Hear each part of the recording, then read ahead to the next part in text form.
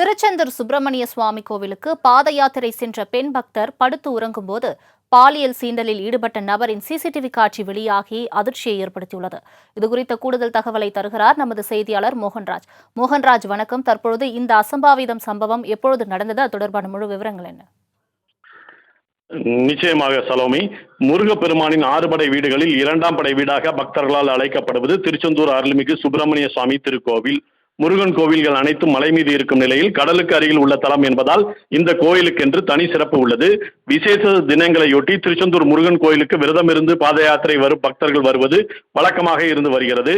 இந்நிலையில் இந்த ஆண்டுதோறும் மார்கழி மற்றும் தை மாதங்களில் திருச்செந்தூர் அருள்மிகு சுப்பிரமணிய சுவாமி திருக்கோவிலுக்கு தூத்துக்குடி, திருநெல்வேலி மாவட்டங்களின் பல்வேறு பகுதிகளில் இருந்து தினந்தோறும் ஆயிரக்கணக்கான பக்தர்கள் பாத யாத்திரையாக மாநில நெடுஞ்சாலை, மாவட்ட சாலை வழியாக மாலை மற்றும் இரவு நேரங்களில் குழுக்களாக வந்த வண்ணம் உள்ளனர். அவ்வாறு சாலை வழியாக நடந்த பயண களைப்பில் அங்கங்கே உள்ள கோவில்களில் படுத்து உறங்குவது வழக்கமாக உள்ளது.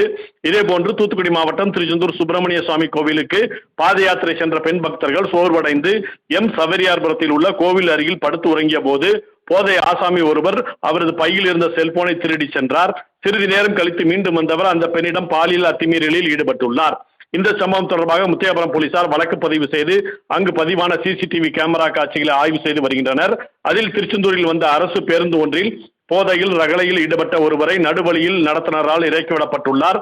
தொடர்ந்து அந்த போதை ஆசாமி அந்த சம்பவத்தில் ஈடுபட்டது தெரிந்த போலீசார் அவரை தற்போது வலைவீசி தேடி வருகின்றனர். இச்சம்பவம் அப்பகுதியில் பெரும் பரபரப்பை ஏற்படுத்திய நிலையில் இதன் சிசிடிவி காட்சிகள் தற்போது சமூக வலைதளங்களில் வைரலாக பரவி வருகிறது. சலோமி, தங்களின் முழு விவரங்களுக்கு நன்றி மோகன்ராஜ்.